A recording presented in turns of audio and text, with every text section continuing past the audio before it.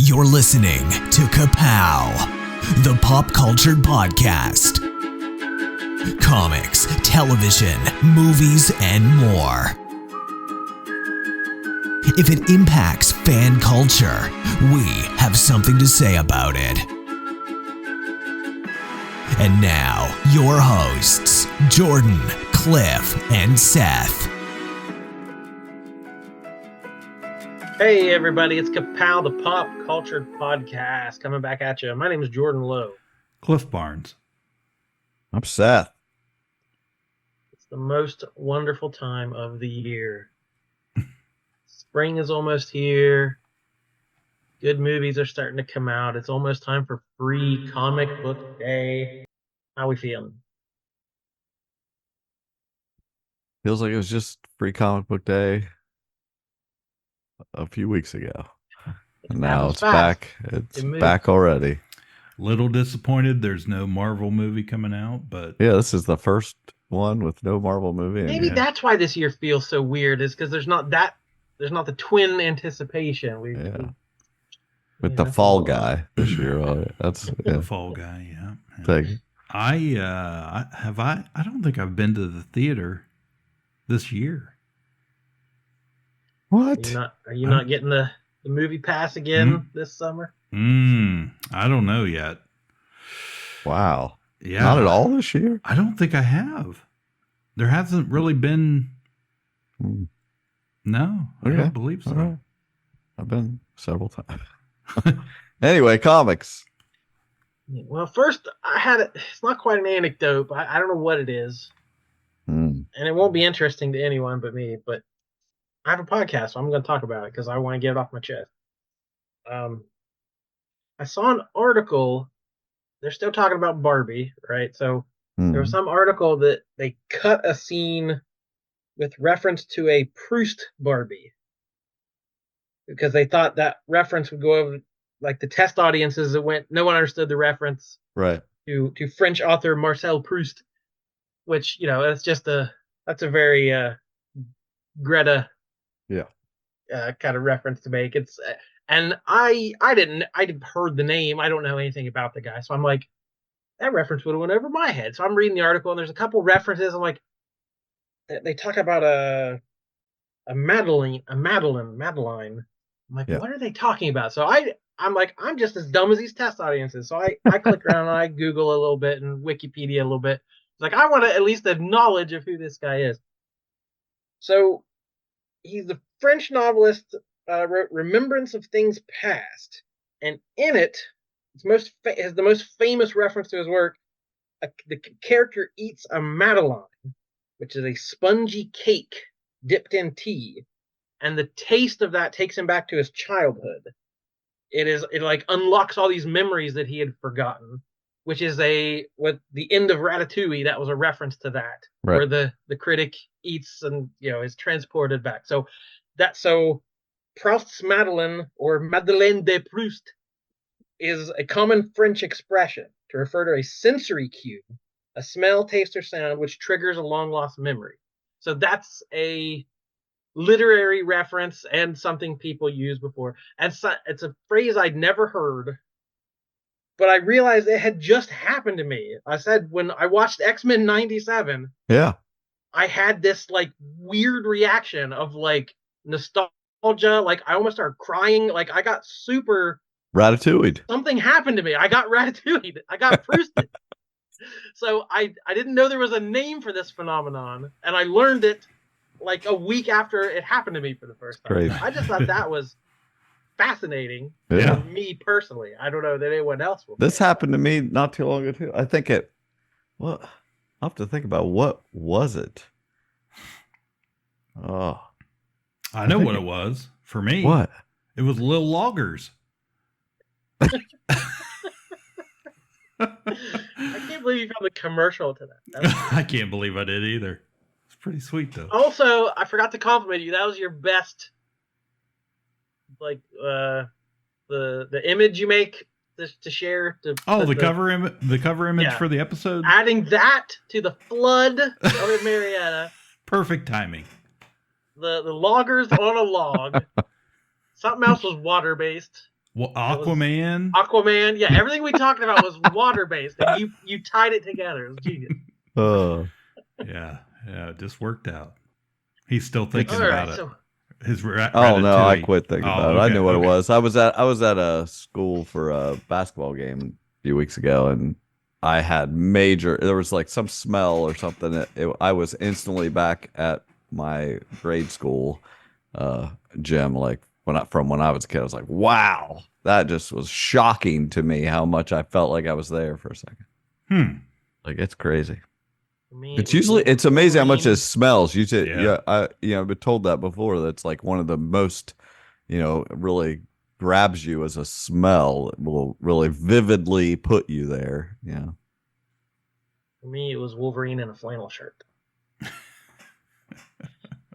All right, so it's almost the end of April, which means it's almost the 1st of May. That's how that usually works. Wow. And with that comes Free Comic Book Day. And for all the time we've been on air, I've done a Free Comic Book Day preview episode. Well, that's what this is, and you're here for it. How exciting is that? I'm going to give you a little taste of what to expect when you go to your friendly local comic shop on May 4th this year for Free Comic Book Day. So this is the event. It launched in 2002. The same weekend the first Spider-Man movie came out. So somebody had the brilliant idea to movies were getting bigger, pop culture was being more and more influenced by comics, and they thought, let's jump on that train and get the word out to folks. So this was the easiest way to throw open the doors of the mysterious neighborhood comic shop and let you come in and check out what they have to offer and get a little sample of some of the books that are currently on the shelves. We've been participating since 2006. I opened in fall of 2005, so that spring of 2006 was my first year, and I've been doing it ever since. And we got another big one planned this year. So I'll just get right to it. Every year they have gold sponsors and silver sponsors. So the gold ones are the books every shop participating will have. So whatever shop you have, even if it's not Asylum Comics in Marietta, will have these gold sponsors. Starting off with Disney has an Encanto and Turning Red flip book. So that's one cool. on one side and one on the other, featuring some new stories set in those universes. Popular film franchise. We've got another Pokemon book. Pokemon Adventures Ruby Omega Sapphire Alpha. I know what some of those words mean, but I don't know what they mean all put together. But I'm sure if your kid that likes Pokemon, they will too. And that one also features a Splatoon backup story in the manga style. Another gold book, Unicorn Crush. Another Phoebe and her Unicorn Adventure. I know Jesse Starcher knows that book. He did an episode of source material on that. And the author, that was one he did with his daughter, and the author listened to it and commented. This is now one of like the best-selling books, right behind Dogman. Like, she's a hugely successful author. We were there from the beginning. We knew all about it. We've got Witches of Brooklyn coming out from Random House. A magical news story plus activities. Looks like it's got a maze. It's got quizzes. That looks like fun. Johnny Quest. Remember Johnny Quest? He's back. Race Bannon. All new adventure. Dynamite. Rated T for teen. So might be a modern Johnny Quest. All right, we got a Hellboy and Stranger Things one shot. Not a crossover, just two stories. So, and this one, Hellboy consults a fortune teller in the first story, and in the second one, Jonathan and Argyle swap scary stories at the pizza shop. So, if you're a fan of the Stranger Things, you get a little taste of that in the books. Boom Comics has the Worlds of James Tynion IV. So this guy's like the best-selling author of horror and sci-fi books right now. He got his start at Boom. So this was 10 years ago. He had the book The Woods and Me Medic, which kind of put him on the map. And then it's the 5th anniversary of Something is Killing the Children, which is a huge bestseller horror book. So they're kind of celebrating his career there. IDW has a Teenage Mutant Ninja Turtles comic, 2 all-new stories, and a preview of some of the next upcoming things, and the first appearance of Night Watcher, a new vigilante in the TMNT universe. So if you're a first appearance collector, you might want to grab that one because it's a brand new character. This might be the biggest one this year, the Energon Universe Special. This is Image and Skybound. We've got 3 stories in it with the all set in the connected Energon universe. So the main one's a Transformer story from Daniel Warren Johnson and Ryan Otley, who is the Invincible artist. So imagine the Invincible art with a whole bunch of robots. Oh, we got a 2-page spread of Optimus fighting Megatron. Like that's fun stuff. That's a good place to start. Yeah. And then backup stories from Robert Kirkman in his Void Rivals book. And then Joshua Williamson and Jason Howard with the G.I. Joe book. A little short story with Duke with a really cool moment I won't spoil here. But get that one. Marvel has 2 of them. There's a Ultimate Universe and a Spider-Man one-shot. We've just launched Ultimate Spider-Man, Ultimate Black Panther, and Ultimate X-Men, with the Ultimates just soon to come out. So this is kind of giving you a taste of that universe as the Ultimates are recruiting some new members. And then a Spider-Man story tying into the current continuity. And their other one from Marvel is Blood Hunt, an Uncanny X-Men. So there's a horror event about to start where the Marvel Universe, the sun goes out basically. The dark dimension, like what Cloak goes into, like that spills out and covers the sun. So vampires have a heyday. So this is kind of kicking that off. Okay. For the vampire story. And then all the X-Men books are rebooting this summer, and this is giving you a taste of what you might find in that. All right, so those are all the gold sponsors. If you go to any shop participating, they'll have those. So I'll just give some of the other ones. There's a ton more. I won't go into all of them. But DC, their big book is Absolute Power, special edition. This is Mark Waid and Michael Janin. It's a big summer event.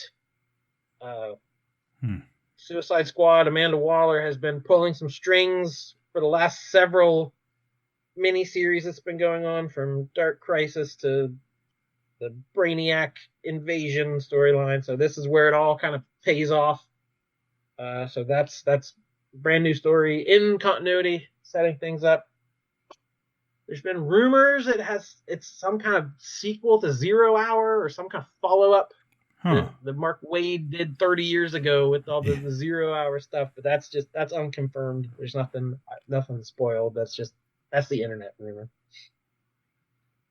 And for the kids, there's a Barkham Asylum. It's your favorite DC villains as pets, locked up in Barkham Asylum. That's a new graphic novel coming out soon. You can get the first chapter of that. Or how about a Mad magazine? DC publishes Mad now, so they're going to give you a sample of some of the comedy you can find, more of the superhero side of things. So those are the DC offerings, and then some of the other silver books. Marvel has a couple other ones. Marvel Voices, one they put out every year with the minority characters, LGBTQ characters, shine the spotlight on them. This one has an X-Men story, Spider-Gwen, Web Weaver, the Spider-Man of Mumbai, and the Last Black Panther. I don't know what that means, but that sounds pretty ominous. We got a Spidey and His Amazing Friends for the youngest of the young readers. Marvel's also got a couple Star Wars. We got a Star Wars story. This one's pretty good. They have to return to Echo Base. They got there's some rebels stuck on Hoth, after all these years. Like they never got off Hoth, so they have to go back to Hoth and rescue some rebels. And a backup story with Darth Vader and Sabe, is that her name? The handmaiden? Oh, Queen yes. Amidala? From Yeah, Naboo. who looks remarkably like his lost lady. So Darth Vader has a soft spot for her. And again, for the young readers, we got Young Jedi Adventures, the kid-friendly one, with backup stories of plants versus zombies. And then some other stuff. Maleficent from Disney. Monster High, based on the dolls. Conan the Barbarian and the Battle of the Black Stone. Doctor Who, starring the new 15th Doctor. Flash Gordon. How about that? That looks pretty cool. Yeah, it's kind of a modern take on Flash Gordon. Gatchaman, the famous manga. Really? Investigators, The Loud House, Snoopy. Archie Horror presents The Cursed Library. So all those Archie horror books they've been putting out for 10 years, they're kind of saying they're all connected. It's all somebody's fault. So this is Jinx. What's her name? Jinx Holiday has a library full of cursed tomes. So that'll help you tie in all those Archie books. What about Heather? She's a librarian. You know, I was thinking of starting a library.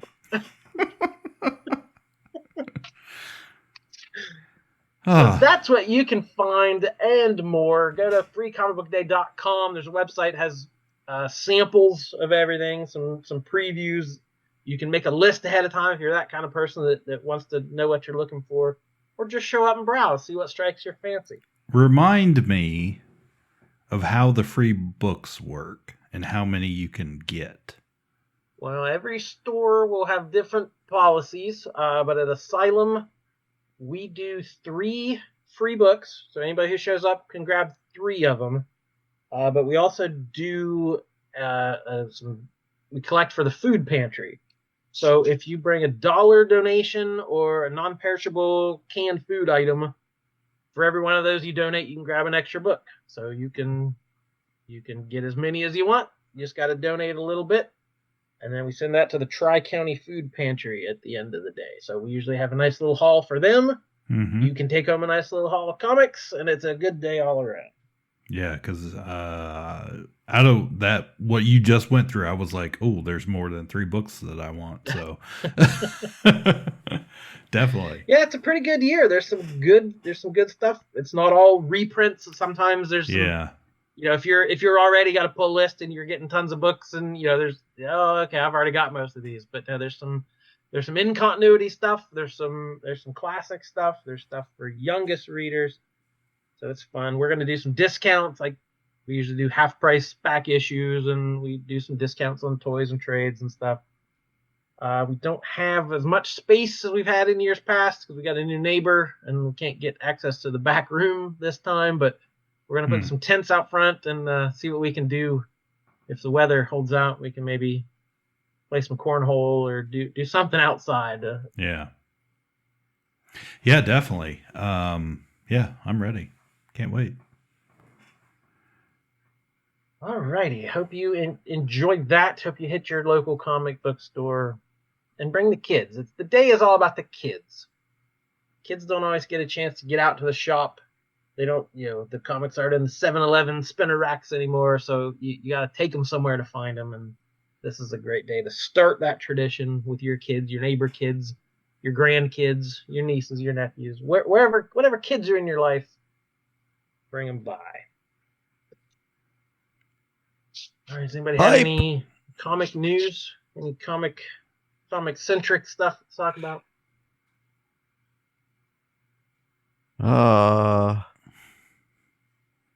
I don't know. I've been reading stuff, but I still got to pick up more. Yeah, I haven't been down there for a couple weeks. Got to finish off some series, and I know, but I'm still got that shield on my brain. Got all these Comic Cons coming up this summer, and they keep adding names. And Heroes Con is getting ridiculous with how many people are going to be there. Really? Yeah. And that's the one in North Carolina? Yeah. Yeah. You didn't go to Heroes last year, did you? I think I did. Did you go last year? Maybe I didn't. No, I get maybe I did. Before you had the Shield, though, I think it was. Yeah, I didn't. Yeah, I've only been to Columbus with the Shield, Mm-hmm. so it's gonna be crazy. I changed my who's living in my head rent free from the Shield to just Brett Breeding, who signed so big on there. So other Brett people Breeding, could like sign inside his signature. Like, yeah, Brett Breeding is my biggest regret in life at this point. That's so funny. He was the one I missed in Columbus somehow. Yeah. I don't know how.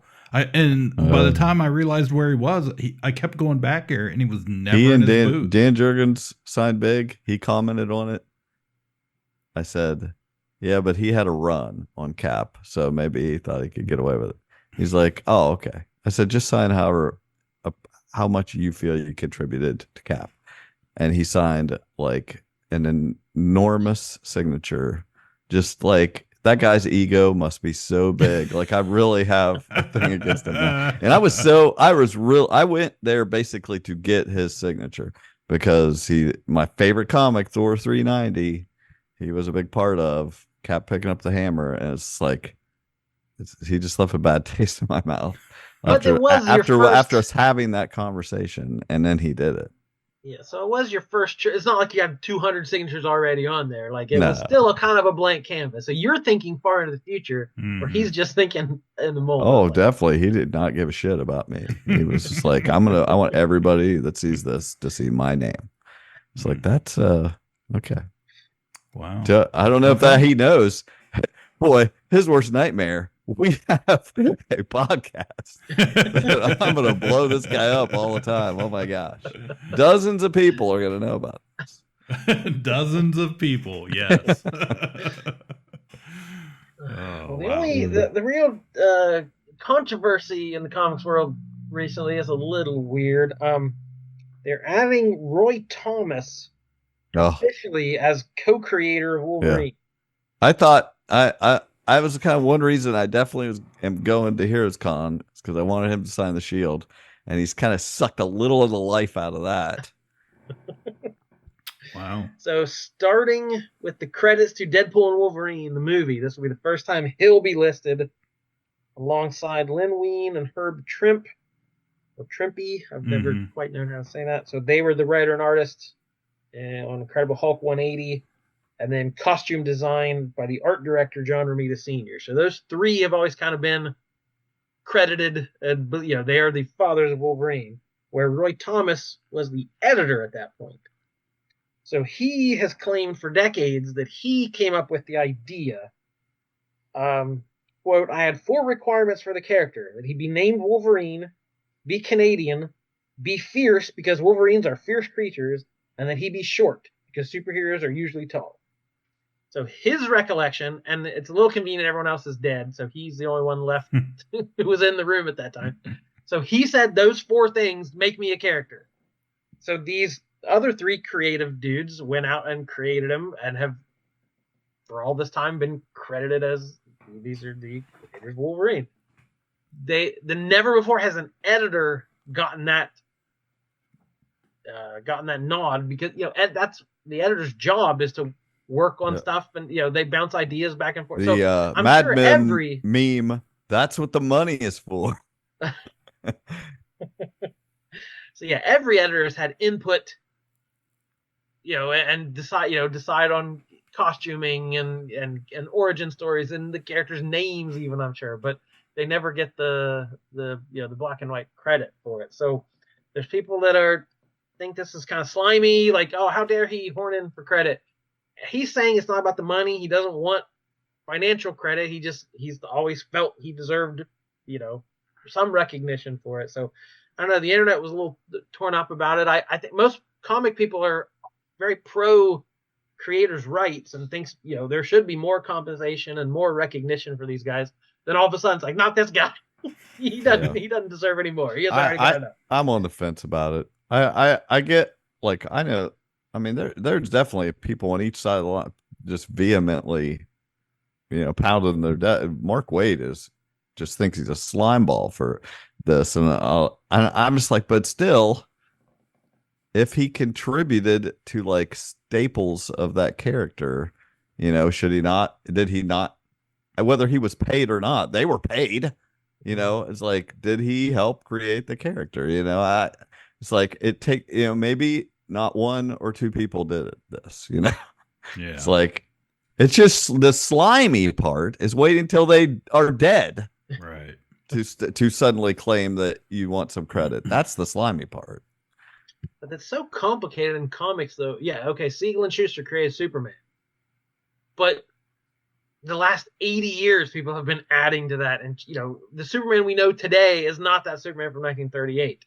The radio show introduced kryptonite and all these concepts, and like John Byrne introduced all this stuff in the 80s. Like it's hard to just say comics, because comics is such a collaborative medium. So I don't know. Adding another name to the list doesn't make none of them are getting paid anyway. Like these movies make $1 billion, and the people who create them barely make anything. So that's the real injustice. If you just want to add another name, I don't see the point. But I know Len Wein's widow has been very hurt by that, because that's his kind of signature creation, and they feel that's kind of trying to take the spotlight away from him and what he did in his career. So I get the argument on both sides, but to me personally, I'm not too fired up yet. There's worse. Well, sure, but it does remind me a little bit of a, like an office situation where if you've ever been part of a team or come up with an idea and then, ultimately your boss or management takes credit for it, it tends to ruffle some feathers, looking at it that way. But yeah. Shut up and draw, weird. Kirby. But yeah, none of this stuff was written down. None of this stuff was ever put in a contract. None of it, it was all just guys in an office shooting ideas back and forth. Like, could be dozens of hands worked on this stuff, and you'll never know. It's always faulty recollections of people. So I don't know. It's a little crazy. The other news just came out. They announced Aliens versus Avengers in July. I saw a cover for that today that was cool. Like, it's pretty cool. It's Jonathan Hickman and Asad Ribic, who are really great creators. So this we already had Predator versus Wolverine was the first kind of crossover with these Fox characters, and that ended up being a good story. It was like it traced like basically the history of Wolverine. This Predator has been bugging him, like he got defeated as a young Predator back, Wolverine's from Civil War era or whatever. So this Predator keeps coming back to Earth at different points in Wolverine's history and some of these key moments, and they have these crazy battles. So that was a pretty, it's a little gimmicky, but it ended up being a good story. So what could Aliens versus Avengers be? Who knows? But I don't know. Drop some crisscross action here. Has the Archie gang, the Riverdale gang, in the comics ever? I know they fight Predator? They fought Predator twice. There were two of those. They even had a sequel. Oh, see, God, episodes of Riverdale. The Avengers can now fight Archie. I want Archie versus the Avengers. Sign me up for that. I would freaking buy you out of stock. I want to see that cover. I want like the whole alphabet of variants. I want 1A, 1B. I want them all. A couple of recommendations. We just had the X-Men 97 miniseries just started. It's going to be a 4-issue series. It's the official prelude to the show. So this kind of sets up. They worked with the showrunners and the writers of the series to kind of so they could pepper in some plot points that they set some things up for what's actually going to be not just this season but in future versions of the show. So it's they do a lot of these kind of cartoon tie-ins, but this one supposedly has important plot points between the end of the of course there's been a gap between the end of the original series and the start of this new one. My favorite thing lately has been John Constantine Hellblazer Dead in America. It's the Black Label series. Cy Spurrier and Aaron Campbell had a Hellblazer series right before the pandemic. that got canceled way too soon, as things were kind of shaky. I remember you talking about back that. then. So that's like one of my favorite runs in a long time, and it was really excellent, and it just got canceled kind of unceremoniously. So fans, let DC hear it, and they brought him back and let him do some more. And this series, it's picking up after the last one left over. They have to flee England, so they're in America. John and a couple of his compatriots, and he runs into Morpheus, the dream from Sandman, and it ties back into when John, back in the first couple issues of Sandman, where he loses his pouch of magic sand, and John has to help find it. Well, there's still some grains of sand missing, and they're somewhere in America. They're causing problems, and he has to get Swamp Thing's help. So this feels like classic Vertigo, which we have not had. Vertigo's not been around for years, and a lot of these characters have been a little dormant. So having them all like in the same book, interacting with each other, just is, speaking of nostalgia, that's bringing me back to those classic Vertigo years. So I'm really enjoying that one. What's that smell like? Yeah, sand. It smells like Swamp. Swamp. What I saw where they added, I don't know how to say his name, Patrick Oliff or Olief, I'm not sure, to Heroes Con. And I saw when I was looking to see, because I know he did like Untold Tales of Spider-Man and stuff. He drew some of that, which I always thought some of those were cool. But the I get they did some.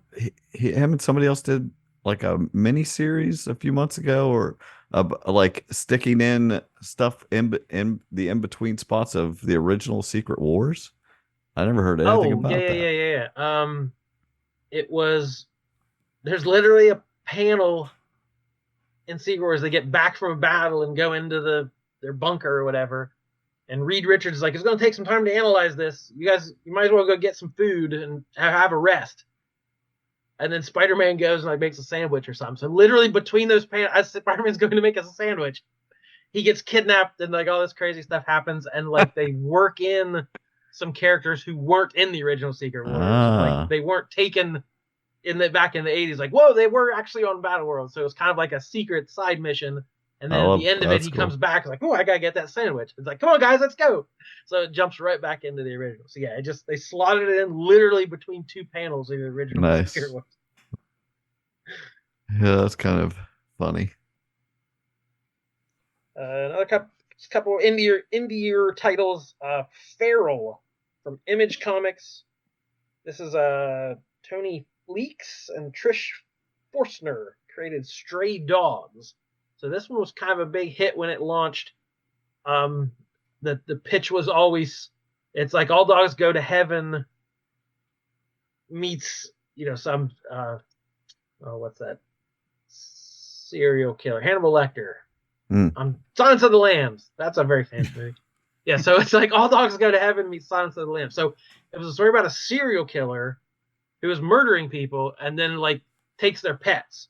But it's from the dog's point of view. So these dogs are like, hey, it's a new dog. Hey, where's my owner? I haven't seen him in a while. So like these dogs, something starts dawning on these dogs, like something bad is happening. All our owners are disappearing. So, but it's drawn in a super cartoony style. It looks very Don Bluth, like, real clean, beautiful, animated looking art, but in a kind of a dark horror twisty way. So that was Stray Dogs a couple years ago. Well, then you can't let a good concept go. So Feral. This is about cats. There's these 3 indoor cats who get stuck outside as there is an outbreak. It's kind of like a zombie movie this time, where people are getting rabies. So other cats are like, when an animal gets rabies, they start acting weird and more aggressive. So in the cat world, running onto some animals with rabies would be like trying to survive the zombie apocalypse. But again, that clean, cartoony style, cute, adorable cats fighting zombified forest creatures. So that's a fun one. Well, I'm sure we mentioned before, but that Beneath the Trees Where Nobody, is that what it's called? Beneath the Trees Where Nobody Sees. Yes. I love that series. Do I have a new issue down there? Or is I there think had there's to been 2 something? of them in your Oh box. my gosh. I love that. I love that book. Like That one's only 5. That's only 5 issues. I'm surprised it's total? so short. Yeah. Oh my gosh. That makes me mad now. Because it's good. Like I think I've read 3 issues and they were great. It was really good. And it's like imagine them doing more. It has been a big enough hit. I can see them. Yeah, going that's back the one. If to remind anyone, there's anthropomorphic animals in like a Richard Scarry drawn city, and one of them's a serial killer. It's pretty freaking cool. And last but not least, the Teenage Mutant Ninja Turtles: The Last Ronin 2 Re-Evolution. So The Last Ronin was the biggest hit going last couple years, and they're going back to it, having a sequel to it. At the end, they introduced, because this is set in the future, so they introduced 4 new turtles that April and Casey's kid is training. So this is kind of jumping even a little further into the future, and after they save the day in the first one, there's still some bad stuff going on after with the power vacuum of the Foot Clan leaving New York. There's some other bad dudes that need taken care of, and we've got these 4 brand new turtles doing it. So it's been a fun series. We got the book scan numbers are out. We're not going to get into it this episode, guys. Sorry. All right, you're going to have to come back for that. Gosh, talk about a cliffhanger. Mm-hmm. But that was one of the things. IDW had one of the better year of all the traditional comic shop publishers, based solely on Last Ronin. It sold so well that it bumped all of IDW's numbers up. They look a lot better because of this one title. So yeah, it's a bona fide hit. I've had to restock probably 10 times. I had to keep reordering that book because it keeps selling. So I think they could do sequels to that. That'll be exciting. So they're doing a movie, right? That's right. They announced an R-rated adaptation of The Last Ronin, live action. So I hope that the turtles look exactly like the live action turtle movies. That would be amazing. I know. That's what I'm saying. That'd be so freaking cool. Some new Vanilla Ice music. Yeah. Just do it. Just make it super dark and totally that aesthetic. I would be there day one for sure. All right, that does it for this one. That does it for comics. We will see you soon, and we'll see you on Free Comic Book Day, May 4th. Asylum Comics, 212 3rd Street in Marietta, Ohio. Hope you enjoy. My name is Jordan Lowe. May the 4th be with you, Cliff Barnes. Seth, bye forever. By forever. Forever. May the 4th ever. Ka-Pow, the pop cultured podcast, is intended for entertainment and information purposes only. Sounds, music, and clips played during the podcast are property of copyright holders. All original content is property of www.udownwithkpp.com. If you enjoyed this podcast, please subscribe and leave a comment. Ka-Pow, the pop cultured podcast, can be found on Apple Podcasts, Google Podcasts, Podbean, Spotify, and wherever podcasts can be found. You can connect with us through social media on Facebook, YouTube, at the Ka-Pow Podcast on Twitter, or email the show, Ka-Pow, the pop cultured podcast @gmail.com. If you really want to go the extra mile, join our Patreon at patreon.com/udownwithkpp for special content and access to Patreon-only benefits. We are grateful for anyone who chooses to contribute, but please know that most of our content will remain free. So please continue to like, comment, and share.